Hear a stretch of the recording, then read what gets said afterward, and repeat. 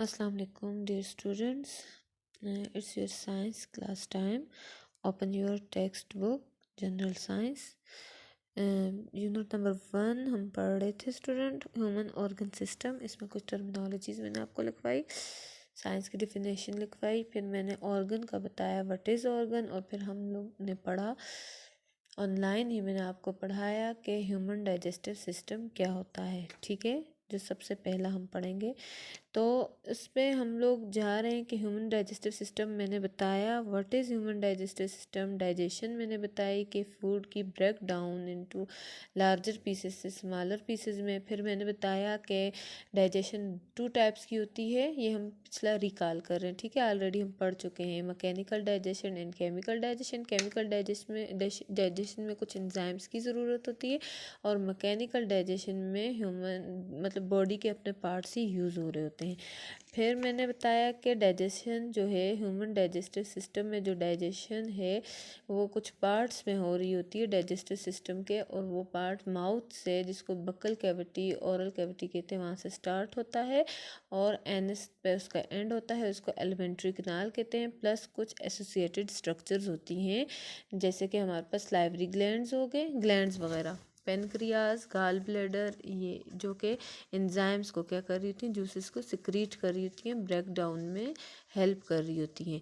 तो हमने माउथ पढ़ा, इसोफेगस पढ़ा, माउथ ऑलरेडी यू नो, और मैं आगे आपको वीडियो में बताऊंगी व्हाट इज़ माउथ और कैसे वो ब्रेक डाउन कर रही है। टीथ उसमें यूज़ हो रहे हैं, टंग एंड सलाइवा, इस तरह इस और फूड जो है वो सॉफ्ट पेस्ट बनता है in the form of bolus, और वो इसोफेगस से होता हुआ स्टमक में जाता है। इसोफेगस हमारे पास फूड पाइप है, मस्कुलर वाल होती है, और नेक्स्ट आज हम जो पढ़ेंगे वो स्टमक है।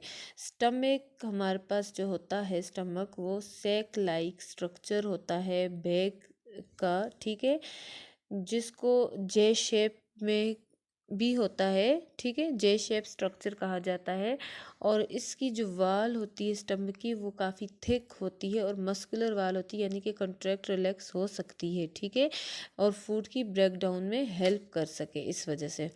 और इसके अलावा मैकेनिकल हो गया। अब केमिकल पे हम आते हैं, डाइजेशन यहाँ कैसी होती है। तो ये हमारे पास डाइजेशन जो होती है, ये स्टमक की वाल जो है वो कुछ जूसेस सिक्रीट करते हैं, जिसको गैस्ट्रिक जूस कहा जाता है। ठीक है, और उस पर एंजाइम्स और दूसरे केमिकल्स प्रेजेंट होते हैं, और जिसकी मदद से जो क्या हो होता है, हेल्प से फूड की ब्रेक डाउन होती है। जैसे कि स्टमक में जो जूस होता है, जो एसिड होता है, हाइड्रोक्लोरिक एसिड HCl कहलाया जाता है। ठीक है, इसके बाद हम देखते हैं कि these help in the chemical break down of protein. जी मैंने आपको बताया केमिकल ब्रेक डाउन कर रहा है किसकी, प्रोटीन की। प्रोटीन हमारे पास एक मैक्रो मॉलिक्यूल है, बिग मॉलिक्यूल है, जिसको फर्दर ब्रेक डाउन की जा सकती है। तो वो हमारे पास कहाँ, स्टमक में होता है, और केमिकल डाइजेशन की मदद से हो रहा होता है। ठीक है, इसके अलावा जो हमारे स्टमक में ये जो जूस है, गैस्ट्रिक जूस है, हाइड्रोक्लोरिक एसिड, इसका एक फ़ायदा ये है, एडवांटेज ये है कि ये क्या कर रहा है, जो बैक्टीरियाज जो हमारे फूड के थ्रू हमारे माउथ से होते हुए स्टमक में एंटर हो रहे हैं बॉडी में, उनको किल करने में हेल्प करता है। ठीक है, जो हम लोग फूड के साथ ही उसको स्वेलो कर देते हैं, यानी कि निगल लेते हैं, खा लेते हैं। अब जब ये फूड जो है स्टमक को छोड़ता है, यानी कि स्टमक से फूड ब्रेक डाउन होगी, स्टमक से में जितनी उसने ब्रेक डाउन होनी थी, फर्दर वो और ब्रेक डाउन स्टमक में नहीं हो सकता, वो नेक्स्ट पार्ट में जाएगा डाइजेस्टिव सिस्टम के, एलिमेंट्री कैनाल के, वो हमारे पास है स्मॉल इंटेस्टाइन। तो फूड जो है माउथ से स्टमक में आते हुए वो in the form of bolus आया था सॉफ्ट पेस्ट में, अब यहाँ आकर वो और लिक्विड बन जाएगा, लिक्विडी मटेरियल होगा, जिससे सेमी लिक्विड मास कहते हैं, और वो क्या कहलाया जाता है, तो हमारे पास खाइम एक वर्ड है, ये कहलाया जाता है। ठीक है, दिस वन खाइम। ठीक है, तो ये हमारे पास जो फूड स्टमक से स्मॉल इंटेस्टाइन में जाएगी वो क्या होगी, खाइम कहलाई जाएगी। और इसके अलावा जो है हम लोग, ये था हमारा स्टमक। अब स्मॉल इंटेस्टाइन पे आते हैं। अब फूड जो है वो स्टमक से होते ही स्मॉल इंटेस्टाइन में जाएगी, ये जो है स्मॉल इंटेस्टाइन, और ये ऊपर पाउच लाइक स्ट्रक्चर है, जे शेप स्ट्रक्चर, इसको लार्ज स्टमक कहा जाता है। स्टमक जो स्मॉल इंटेस्टाइन का सबसे पहले स्ट्रक्चर देखते हैं, तो ये जाहिर सी बात है लॉन्ग ट्यूब है, जो 6 से 8 मीटर लंबी होती है, ठीक है, नैरो होती है टंग, एंड कॉइल्ड ट्यूब यानी कि कॉइल्ड हुई होती है, जगह उसने थोड़ी ली होती है और इस वजह से वो कॉइल्ड हुई होती है। इसमें जो डाइजेस्टिव जूसेस आते हैं हमारे पास स्मॉल इंटेस्टाइन में, वो हमारे पास लिवर एंड पेनक्रियाज से आते हैं, ठीक है। और ये एंजाइम्स, ये जूसेस जो होते हैं मिक्स होते हैं अब उस फूड से जो स्टमक से आई है, स्मॉल इंटेस्टाइन जिसे हम खाइम कहते हैं, ठीक है। और यहाँ पर ऑलमोस्ट कंप्लीट डाइजेशन हो जाती है, ठीक है। इसके अलावा स्टमक में फिंगर लाइक प्रोजेक्शन है। अब आई थिंक सो हम वीडियो पे जाते हैं, वहाँ से मैं आपको बताती हूँ कि फिंगर लाइक प्रोजेक्शन होते हैं जिनको विलाई या विलिस कहा जाता है, सिंगुलर विलस और प्लूरल विलाई। वो क्या कर रहे हैं कि जो फूड जब अब्जॉर्ब होनी है, जाहिर सी बात है बॉडी में भी जानी है, एनर्जी भी बॉडी को मिलनी है ब्लड के थ्रू, तो वो हमारे पास स्मॉल इंटेस्टाइन में विलाई प्रोजेक्शन होती है फिंगर लाइक, फिंगर की तरह, यानी कि हमारे घर में टॉवल हमने हमारे घरों में होते हैं उस टाइप की प्रोजेक्शन होती है, स्ट्रक्चर होती है जो कि फूड पार्टिकल को क्या कर रही होती है, अपने अंदर एब्जॉर्ब करके बॉडी में ले जाती है। और ये अब हम देखते हैं कैसे, तो ये वीडियो देखें आप।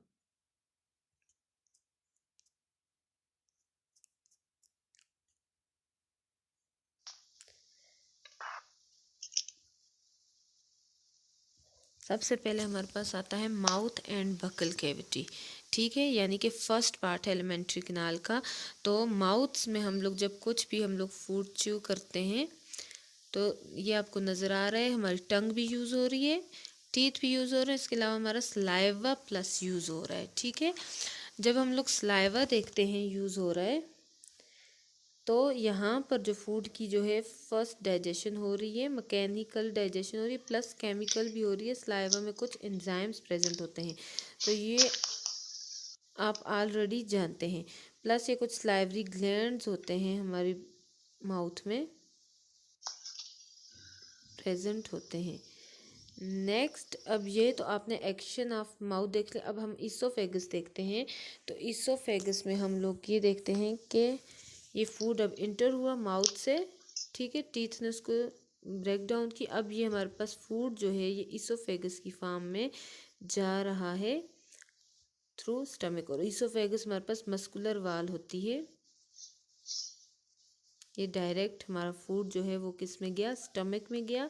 यहाँ पर स्टमक में पेनक्रियाज और कुछ स्टमक की वाल जो हैं क्या कर रही हैं, जूसेस सिक्रीट कर रही हैं और फूड की ब्रेक डाउन हो रही है। यह आपको बिल्कुल क्लियरली नज़र आ रहा है, ठीक है। यहाँ पर जब फूड की ब्रेक डाउन हो रही है तो अब यहाँ से फूड ने फर्दर ब्रेक डाउन अब नहीं हो सकती, जस्ट लाइक प्रोटीन कार्बोहाइड्रेट, अब ये जाएगा हमारे पास स्मॉल इंटेस्टाइन में। Small intestine, this one is small intestine, and small intestine में फूड जब इंटर होगा उसकी ब्रेक डाउन होगी और यहाँ पर जो है फूड से स्मॉल इंटेस्टाइन में हमारे पास लिवर एंड पेनक्रियाज जो हमारे बॉडी के पार्ट हैं, ग्लैंड्स हैं, वहाँ से हमारे पास क्या आ रहा है, जूसेस सिक्रीट हो रहे हैं। और इसके अलावा जो है पेनक्रियाज जो है ये आपको नज़र आ रहा है, ठीक है।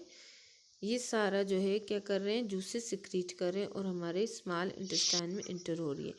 अब स्मॉल इंटेस्टाइन में प्रेजेंट हैं कुछ finger like projections, this one, ठीक है, जिनको हम लोग विलाई कहते हैं, ये मैंने आपको बताया भी। अब फूड जो है इस जब हम लोगों ने इस विलाई को ओपन किया, कट किया, तो यहाँ पर हम लोग को कुछ कैपलरीज, ब्लड कैपलरीज नज़र आई। फूड जो है ब्लड कैपलरीज के थ्रू एब्जॉर्ब होके हमारी ब्लड में शामिल होके हमारी बॉडी में जा रहा है, ठीक है। ये आपको नज़र आ रहा है यहाँ पर बच्चों।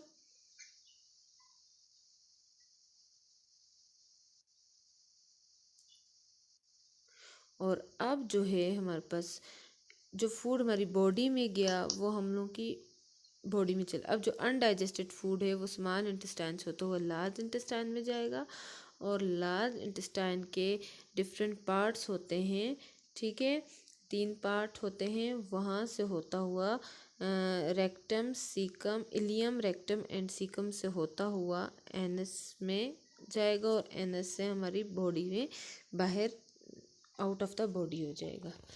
तो ये आज का हम लोगों ने डाइजेस्टिव सिस्टम हम लोगों ने आज क्या किया, पढ़ा। ठीक है, तो ये आपने क्या करना है, अच्छे से इसको आपने देखना है। आपकी यही एक्टिविटी है कि आपने क्या करना है, पूरा ह्यूमन डाइजेस्टिव सिस्टम यहाँ स्टमक लार्ज इंटेस्टाइन तक जो मैंने आपको बताया इसको आपने अच्छे से देखना है। और इसके अलावा ये जो डायग्राम है इसको आपने क्या करना है, बनाना है अपनी रफ नोटबुक पे। ठीक है, और बना के लेबल करना है। और साथ आपने ये जो लास्ट यहाँ पर जो टेबल बना हुआ है digestion time of different foods, यानी कि फ्रूट को डाइजेस्ट होने में जूसेस को कितना टाइम मिलता है, फ्रूट्स एंड वेजिटेबल के लिए कितना है, एंड सीड एंड नट्स के लिए कितना है, और चिकन वगैरह के लिए कितना है। ये सब क्या सब आपने क्या करना है, याद करना है, समझना है। ठीक है, और लार्ज इंटेस्टाइन का हमने देखा, और ये लास्ट पार्ट होता है, इसमें जो अनडाइजेस्टेड फूड होता है वो हमारी बॉडी से बाहर निकल जाता है। और लार्ज इंटेस्टाइन में जो फूड हमारा वो सॉफ्ट मटेरियल था, वो लार्ज इंटेस्टाइन में क्या होगा, वाटर एंड जो मिनरल होगा वो एब्जॉर्ब होगा, और सॉलिड फूड जो होगा हमारी बॉडी से in the form of faeces बाहर निकल जाएगा। तो आई होप स्टूडेंट्स आपको समझ आई होगी, और इसको अच्छे से आपने देखना है, और अपना ख्याल रखिएगा। अल्लाह हाफिज़।